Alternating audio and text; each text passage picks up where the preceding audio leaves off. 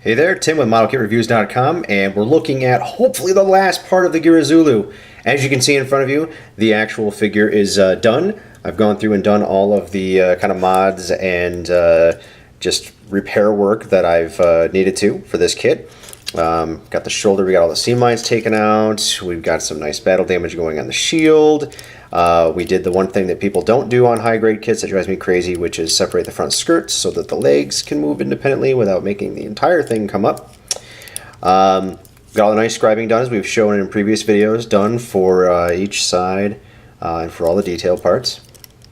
And from the rough texturing thing, we did the helmet way back in the first video, and then the chest piece as well. And that's all I was going to do. You'll see that there's a lot of spots like here. I was going to try it on there and it just wasn't very good, but so we sanded that back down to a nice smooth finish. So there it is, right? I'm really happy with it. It's a very posable kit. So that being said, I'm going to try and paint this in such a way that doesn't really compromise that posability. And I also really quickly point out, I actually asked my friend that gave me this kit. When he gave it to me, all that was in the box was this grenade and this bazooka. And that's all he has. He doesn't have the other bazooka, the machine gun, or any of the other parts that the kit originally came with. So I might have to borrow some parts from other kits. So that being said, what colors are we going to do this guy in? Well, obviously the overall green, kind of going to go for a very militaristic look. Tongue-tied there. For that, we're going to use some Mr. Hobby Aqueous 302. I think they call this like just dark green or something like that. I don't have the label for it. I just know it's Mr. Aqueous 302. So that's going to be our base color for the kit. So all of the lighter green you see there. The darker green that you see on the skirts and whatnot, that is going to be same kind of thing, Mr. Aqueous color 65. Again, I don't remember the name of this, but that's okay. It doesn't really matter, right? But so we got those two.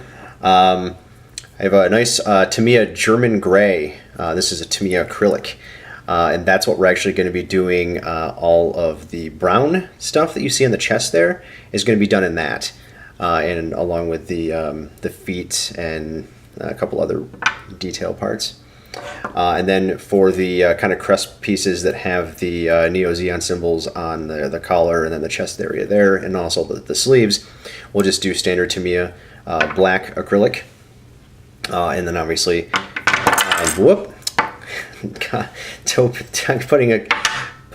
bringing out the detail symbols with just regular white paint. For the frame and other metallic parts, and possibly the thrusters, because I haven't decided, I'm using Mr. Hobby Aqueous Steel Red. This is it's kind of a gunmetal color. If you've used like any kind of gunmetal, specifically Tamiya's gunmetal acrylic, this is very similar in that, but it does have that kind of touch of red to it, which will look really cool. With the green here, it's almost a similar kind of thing as the brown parts that are on the bare plastic kit. For the piping and whatnot, these are kind of like a dark, like a mustard, like a dark brownish yellow. I don't really like that. I know that's a traditional color for a Zaku type unit, but whoop, bump the camera. I'm just full of klutziness today. But I'm actually going to be doing those in Tamiya dark copper, because I think it'll just look really cool and gives it that metallic look.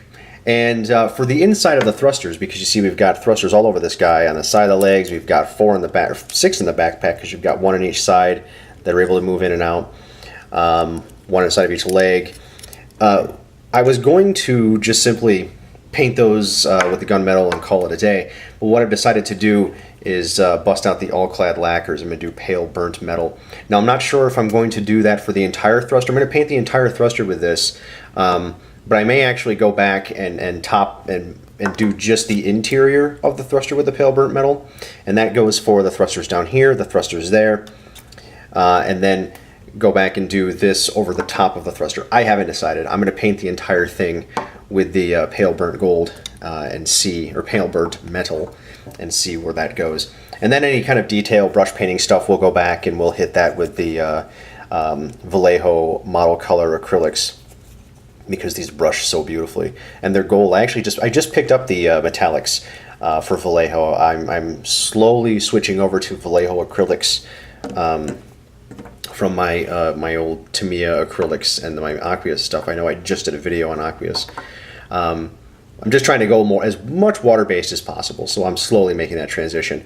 I do have a hard steadfast rule, though. I have moved completely away from using Mr. Color lacquers. This is kind of a rare occasion where I'm going to bust out the Alclads. So there you have it. Let's go disassemble this guy, wash these parts up, and get to painting and make sure that stuff like that doesn't fall off. And once that's done, we'll get the review done. All right, hang tight. Hey, just to show you really quick, since we're using alcohol on a cotton ball to actually clean these parts off, get a lot of the finger oil off, one of the things we can do with this too is that for these parts like the ones I showed earlier where I was going to do the texturing technique on them but decided not to, so we sanded that down, but what we can actually do now is just hit it with the alcohol swab. And because of, as we saw earlier, the Mr. Surfacer comes right off with a bit of alcohol. It's really handy for cleaning that part up, so kind of double whammy in that one. We cleaned the part off and got the Mr. Surfacer off. Alright, so we're all set up for our first stage of painting. That would be the parts that are going to be done with Alclad 2 lacquers for the metallics. I've got the leg pieces on here so we can get the thrusters, because we'll do the painting on that and then mask that off and then do the color of the leg. Same thing goes for the bottom of the feet. And then those thrusters, we're going to do those with metal, see how they look, see if I like them, and then if I want to, I'll just turn them over, stick them on a piece of tape, and then paint the tops whatever color I decide to go with. Alright, so this is where the fun starts. And if by fun, I mean this is where the ridiculously dangerous aspects of painting with lacquer paints comes into play if you do not take proper precautions. So how we're going to run this. First off, we're going to prime the parts with Tamiya primer. This has been decanted. This is Tamiya's super fine primer that comes in their spray cans.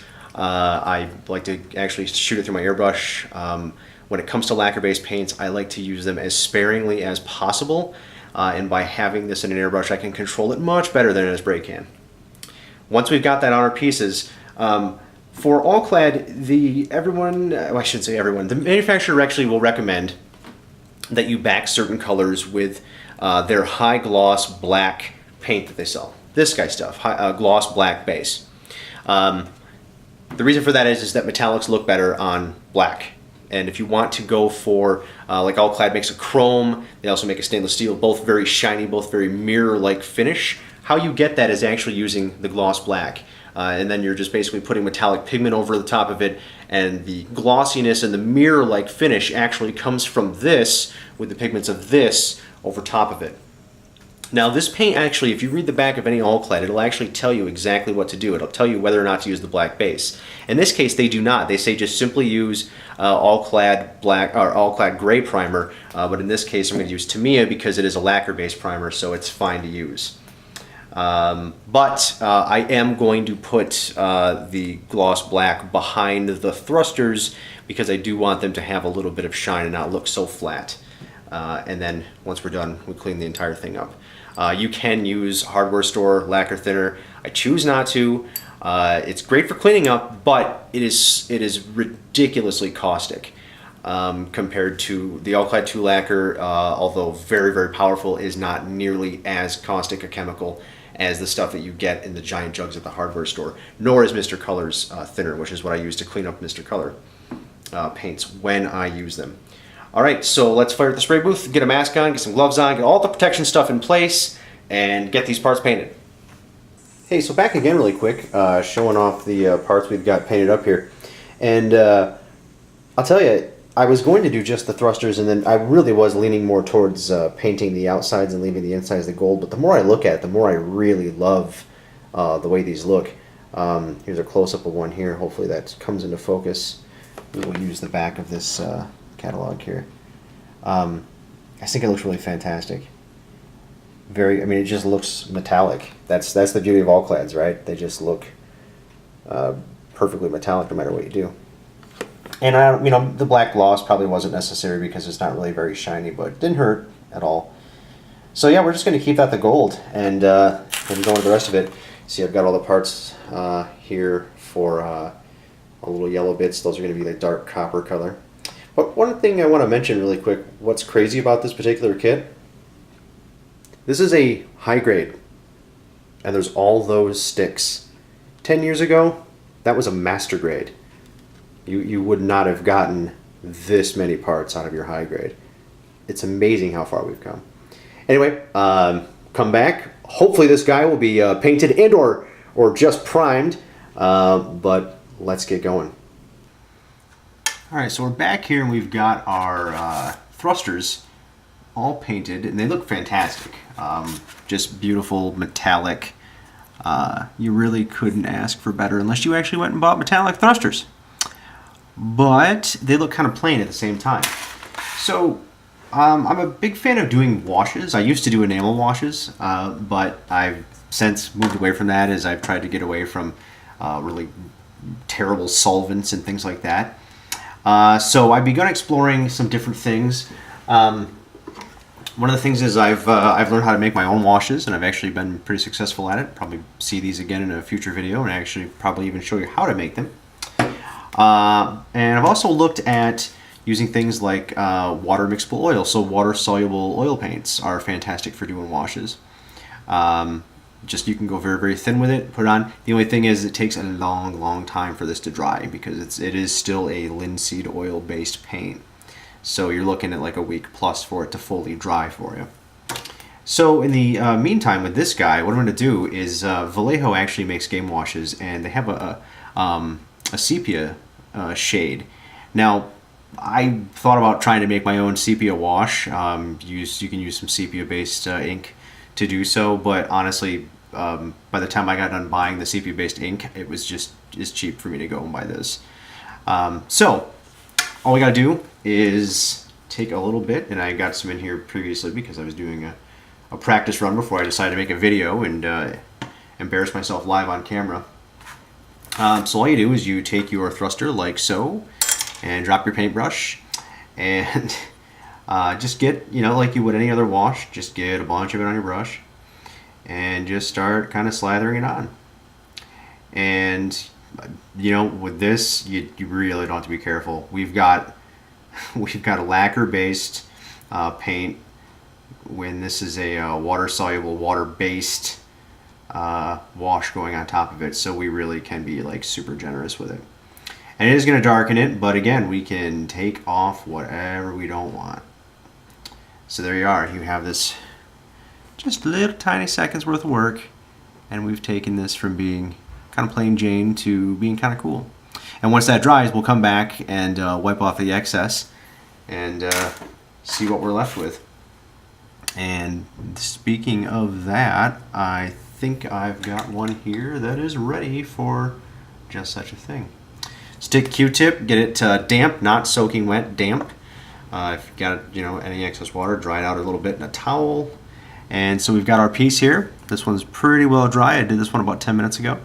So take it, and you want to just kind of go in the opposite direction of the ridges in this case, because that's the detail we want to preserve.